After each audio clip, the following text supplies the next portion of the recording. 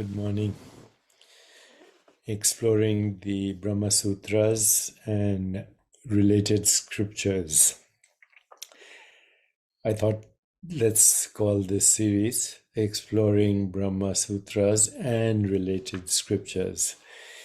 The Brahma Sutras, of course, have a history as the Vedanta Sutras attributed to somebody called Badarayana.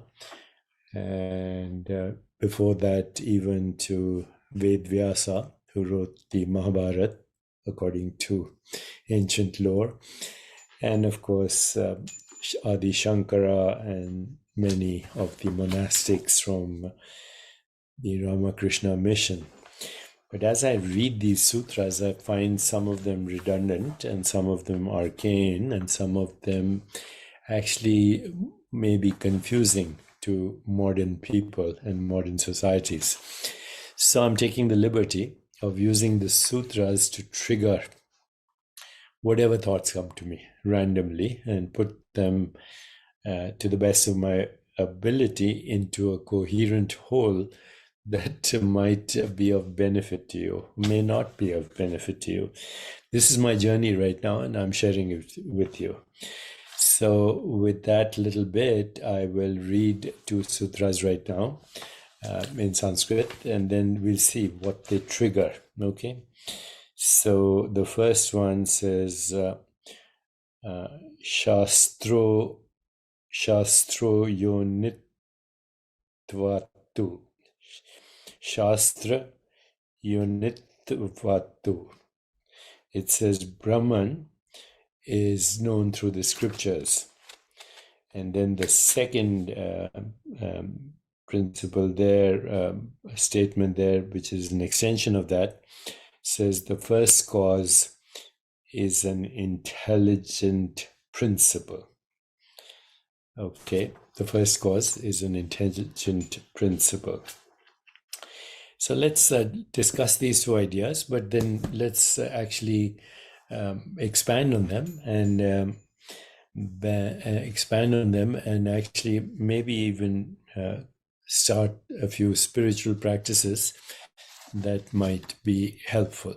But I'll need your feedback and see if you are finding this enjoyable at all.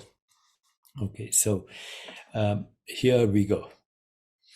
Brahman is the ultimate reality, the ground state of all existence, okay? But this ground state is a state of pure awareness, and this ground state has been experienced by great seers, sages, rishis, avatars, enlightened beings, and we might say messengers of the divine. They in turn contributed to spiritual practices that we can talk about, and these include many things. Raj Yoga, the 8 limbs of yoga, which I've spoken about, social emotional intelligence, understanding the body as a field of awareness through postures and yogasanas, pranayam techniques, pratyahara, withdrawal of the senses, interoceptive awareness, dharana, dhyan, samadhi. That's one huge contribution, yoga, called Raj Yoga. But then there's Bhakti Yoga, which is devotion and love. Basically, love is the means to realization, self-realization. There's Karma Yoga, which is love in action, in my view. And there's Gyan Yoga, the intellectual principle. These are various methodologies to that have contributed to spiritual literature. The other is our own inquiry into the nature of reality. And that is a meditative practice, inquiry, including the direct method. Then there is a very important cause here, principle here, is that the knowledge we acquire of spirituality is a different kind of knowledge. It's not something we know, rather, it's something we become. So there's an expression in Vedanta: to the extent that you know Brahman, you become Brahman. And these are very important principles. Then, of course, there are all these different schools of interpretation of spiritual literature. Schools you may have heard of as the, what do you call it, the six schools of Indian philosophy. Sankhya, which is a dualistic school, where Purusha and Prakriti are experienced differently but represent the same underlying reality. That's one, Sankhya. We can explore that as also contributing to Tantra. Then there's yoga, which I've just talked about, the different types of yoga. There's something called Nyaya, which is logic, inference, and deduction, but also understanding the limitations of human knowing, which we in philosophical systems call epistemology, the limitations of knowing and the modes of knowing. And so that is part of what might be called Nyaya as well. To use logic to understand the limitations of logic, to use rationality to understand that actually rational thinking, logic, reason, they don't give us access to reality. They only upgrade the experience of perceived reality. But that's nice too, isn't it? And then there's something called Vaisheshika, which is metaphysics into the nature of reality beyond the physical. There is Mimamsa, which is basically the integration of various understandings of literature, the study of hermeneutics, and finally there's Vedanta, which is my favorite, know that by which all is known. And what is that? Atman and Brahman. Pretty extensive literature here. And what I would like to do is start with some basic principles that are inspired by the sutra, but then take off independently on our own, shoot the breeze and see if it helps us. It helps me, by the way, to share all this with you. So today, let's do a very simple examination of something that both the what do you call it, Vedantists and the some contemplative traditions of Buddhism agree on. Okay, so in the Buddhist version, all phenomena arise from an emptiness, and that emptiness is the intelligent principle, the first cause. Emptiness is the intelligent principle, the first cause.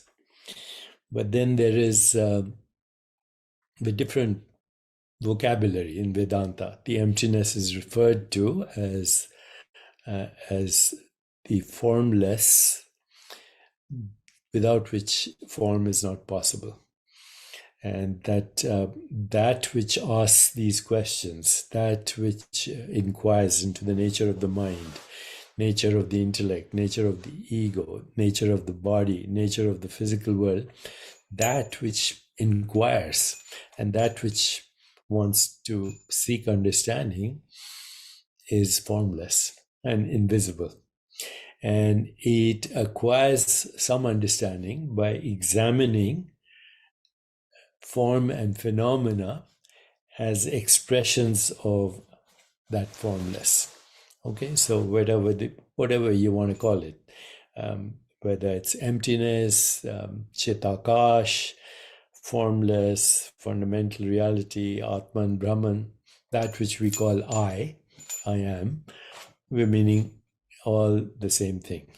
So you cannot directly see yourself because you're invisible. What you see as the ongoing changing body mind is a symbolic representation of the invisible. And so is the world. So is everything that you call an object. So is everything that you call a thought. So is everything you call a feeling. So is everything we call a quality of experience or qualia. And all these phenomena arise from emptiness or the formlessness as interdependent co-arising. Interdependent co-arising. Nothing exists by itself, even objectively and also subjectively. So you can take any example. Okay, we say, okay, this is a book, and this is made of paper. The paper comes from a tree. The tree is the entire ecosystem of trees and other biological organisms that the tree represents, the flora, the fauna, the bees, the bugs, the microbiome, the weather patterns, and of course the tree is all the way also made of the same elements and forces as the universe. So it's held together by subatomic forces, strong and weak interactions, electromagnetism, gravity, and all of that is part of the cosmos. So in that tree, not only in that tree, in a fruit, in a leaf, in a twig, in a branch, is the whole universe. So the tree is the interdependent co-arising of the universe, the ground state of which is the 0 point infinite potential energy state, the singularity. That's one very deep level of examination of any object. Doesn't matter what that object. It could be a book, it could be a hand, it could be these spectacles, it could be that painting. When you really look into the nature of it, you end up with the ultimate reality. And so too is every other phenomenon that we experience. You look at sun rising in the east and west, but that's an appearance of a much deeper relationship of the earth circling on its own axis, going around the sun, the complicated movement of the sun, moon, and earth as related to each other. So the sunrise is just the appearance of an entire universe of interdependent happenings. So is the weather. You say, what's the weather like today? Is the interdependent co-arising of things like temperature, pressure, humidity, wind, clouds, etc. Look at the decomposition after death of any biological organism. Involves so many things, microorganisms, temperature, moisture, all kinds of elements and forces. Or look at wave propagation of sound, which requires the movement of air as a medium, wave propagation of ocean as waves of water, water being the medium, propagation of light with space, and then ultimately the propagation or the manifestation of the whole universe from probability waves in an infinite consciousness. So this is amazing, isn't it? That no one thing exists by itself. And that leads to a deeper understanding of empathy and compassion and love and joy and compassion and letting go, because you, as body mind, don't exist by itself. You're the matrix of